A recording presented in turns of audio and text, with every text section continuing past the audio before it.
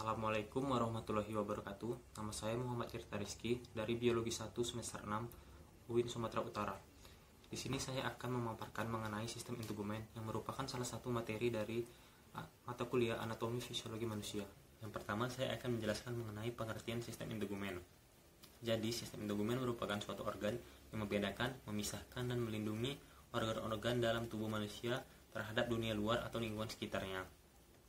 Sistem integumen sendiri terdiri dari kulit dan derivat-derivatnya, yaitu kuku, rambut, dan kelenjar. Sistem integumen merupakan sistem terluar dari tubuh manusia dan membentuk 15% dari keseluruhan berat badan manusia. Nah, salah satu organ kunci pada sistem integumen adalah kulit. Kulit merupakan sistem terluar pada tubuh manusia yang melindungi dan menutupi seluruh permukaan tubuh manusia. Pada kulit bermuara kelenjar lendir dan kelenjar keringat. Kulit juga berhubungan dengan selaput lendir yang melapisi rongga-rongga dan lubang-lubang pada tubuh manusia. Kulit manusia juga sensitif terhadap dunia luar seperti panas matahari, asap, dan beberapa sentuhan atau gesekan. Hal ini karena selain sebagai fungsinya sebagai sistem ekskresi, kulit juga berfungsi sebagai indera praba. Saya akan menjelaskan mengenai fungsi kulit. Kulit memiliki beberapa fungsi, diantaranya yaitu sebagai pelindung, di mana kulit relatif tak tembus air sehingga menghindari hilangnya cairan dalam jaringan. Yang kedua, kulit juga berfungsi melindungi organ internal pada tubuh dari trauma dan serangan mikroorganisme dari luar. Yang ketiga, kulit juga berfungsi sebagai pelindung tubuh dari sinar ultraviolet dari sinar matahari. Selanjutnya, kulit juga berfungsi sebagai alat peraba atau alat komunikasi yang merupakan rangsangan pada ujung saraf. Kulit berfungsi juga sebagai alat pengatur panas. Panas dapat dikeluarkan oleh kulit dengan berbagai macam cara, yaitu salah satunya yaitu konveksi, konduksi, pemancaran, dan penguapan. Lalu, kulit juga berfungsi sebagai alat penyimpanan yang menyimpan air dan lemak yang dapat melepaskannya jika diperlukan. Selanjutnya, kulit juga berfungsi sebagai alat absorpsi, di mana kulit mengabsorpsi sinar ultraviolet yang mengandung vitamin D yang berguna bagi tulang. Lalu, kulit juga berfungsi sebagai alat absorpsi obat-obatan yang seperti salep. Yang terakhir, kulit juga berfungsi sebagai alat ekskresi zat berlemak, air, dan ion-ion seperti natrium yang disekresi melalui kulit. Selanjutnya saya akan memaparkan mengenai struktur kulit yang terdiri dari 3 lapisan. Lapisan pertama yaitu epidermis atau sel kulit ari, lalu dilanjutkan oleh lapisan dermis atau kulit jangat, dan yang terakhir hipodermis atau subkutis. Berikut ini adalah penjelasannya. Saya akan menjelaskan mengenai lapisan epidermis atau lapisan kulit ari.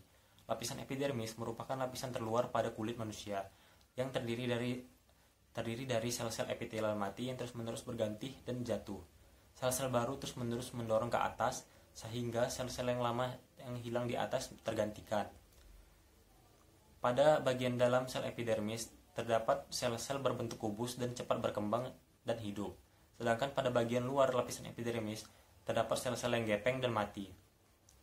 Lapisan epidermis sendiri terdiri atas 5 macam lagi, yaitu stratum corneum, stratum spinosum, stratum granulosum, stratum lucidium, dan stratum basal. Stratum corneum yang berisi sel-sel mati dan sel keratinoid yang terus-menerus mengelupas dan berganti. Yang kedua, terdapat lapisan stratum lucidium yang terdiri dari garis-garis translucent yang biasanya terdapat di telapak tangan dan telapak kaki. Yang ketiga, terdiri dari stratum granulosum yang memiliki 3-5 lapis sel poligonal gepeng, dan pada intinya terdapat granula basofilik.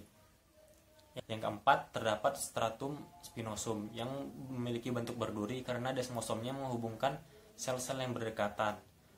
Dan yang terakhir, stratum basal yang memiliki peran dalam mitosis dan memperbaharui sel-sel epidermis. Selain kelima lapisan tersebut, terdapat juga 4 sel residen yang terdapat pada sel epidermis.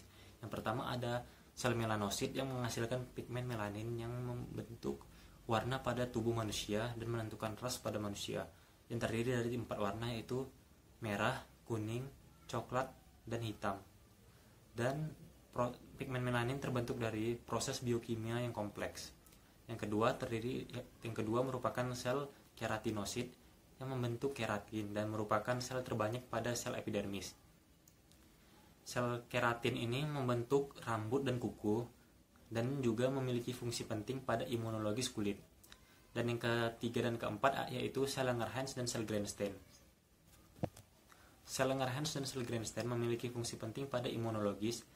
Yang pertama, sel Langerhans yang merupakan sel dendritik yang berasal dari sumsum tulang belakang dan bermigrasi ke kulit, yang memiliki peran penting sebagai penyaji antigen ke sel T penolong. Sedangkan sel Grensteen merupakan kebalikannya, yaitu yang merupakan rem terhadap respon imun yang dihasilkan oleh kulit. Dibandingkan sel Grensteen, sel Langerhans lebih rawan atau rentan terkena sinar ultraviolet. Dermis atau sel kulit jangat.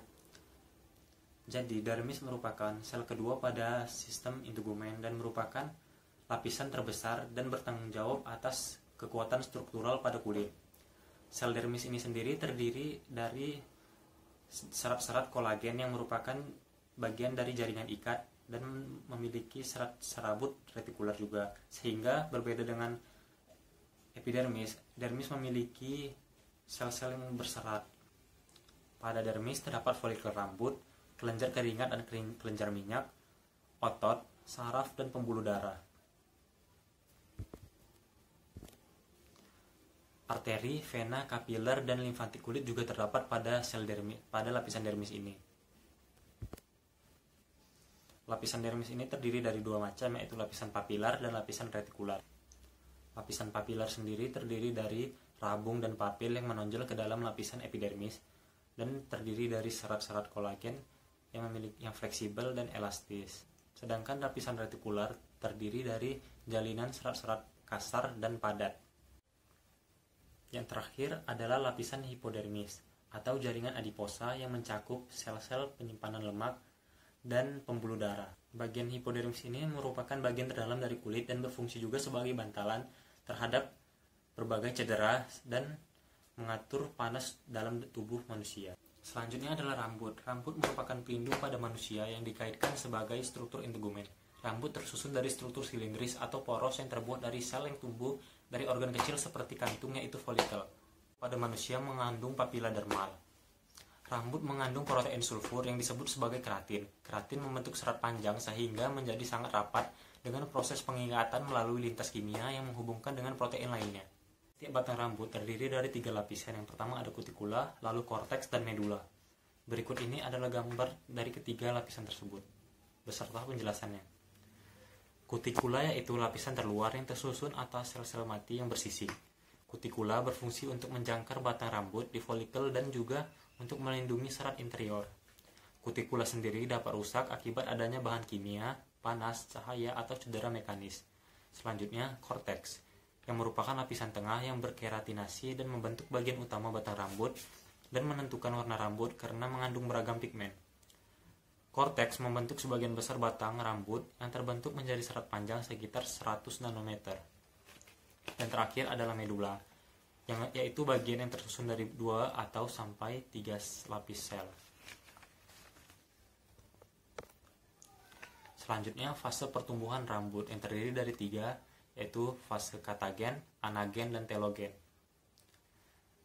Berikut penjelasannya beserta gambarnya. Fase anagen disertai dengan adanya peningkatan aktivitas metabolisme dari sel-sel matriks yang terletak di bawah folikel tepat di atas papila. Bagian bawah folikel didorong ke dalam dermis oleh sel secara terus-menerus. Rambut baru dimulai ketika sel-sel baru memanjang dan membentuk filamen tipis, lalu didorong ke atas folikel. Di sana, sel-sel rambut berdiferensiasi. Lanjut ke fase katagen. Setelah fase anagen, folikel rambut memasuki fase transisi singkat yang disebut katagen. Pada fase ini, pembelahan sel berhenti dan pangkal batang rambut menjadi penuh keratin. Dan yang terakhir, fase telogen.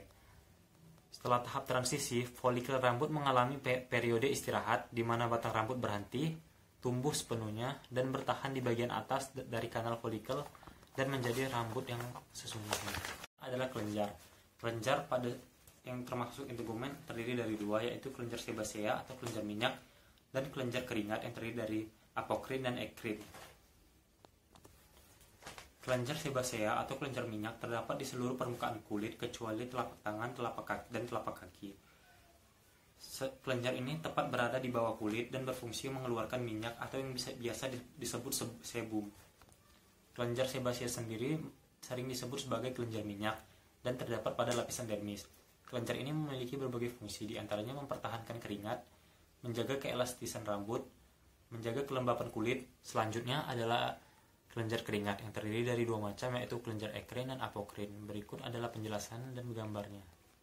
Kelenjar ekrin kecil, terletak dangkal di dermis dengan sekret yang encer, tersebar di seluruh tubuh kecuali bibir, terbanyak di telapak tangan dan telapak kaki, mengeluarkan keringat yang sifatnya asam melalui saluran panjang yang bermuara pada pori-pori kulit, atau kelenjar merokrin. Sekresi bergantung pada beberapa faktor dan dipengaruhi saraf koligenik. Dan yang kedua adalah kelenjar apokrin yang berukuran lebih besar, terletak lebih dalam dan sekretnya lebih kental. Hanya terdapat di kulit ketiak, kulit sekitar puting susu, dan kulit di daerah kemaluan. Mengeluarkan keringat yang mengandung bagian-bagian sel kelenjar, mudah rusak, menjadi bersifat alkali dan bermuara di dalam kantung rambut. Terakhir adalah kuku.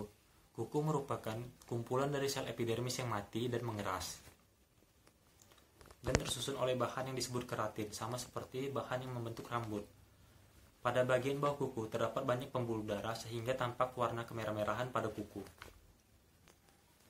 Fungsi kuku sendiri yaitu melindungi ujung jari yang memiliki banyak urat saraf dan mempertinggi atau memperkuat daya sentuh pada ujung jari. Terakhir adalah penyakit yang terjadi pada sistem integumen. Di antaranya itu komedo dan jerawat yang disebabkan oleh menumpuknya kotoran dan sel-sel kulit mati pada wajah sehingga sebum tersumbat dan membentuk jerawat. Sedangkan komedo sendiri merupakan sebum yang menumpuk dan merupakan awal mula dari terbentuknya jerawat. Selanjutnya adalah penyakit yang menyebabkan pigmen kulit bermasalah, di antaranya itu albino dan vitiligo. Kemudian ada alergi yang berhubungan dengan sistem imunitas tubuh, dan lalu ada penyakit kulit yang disebabkan oleh jamur seperti kurap, kadas, dan panu. Dan yang terakhir ada penyakit yang berhubungan dengan kelenjar keringat seperti biang keringat. Baiklah, itu saja yang dapat saya sampaikan pada materi sistem integumen, dan jika ada salah-salah kata dan salah informasi saya mohon maaf. Wassalamualaikum warahmatullahi wabarakatuh.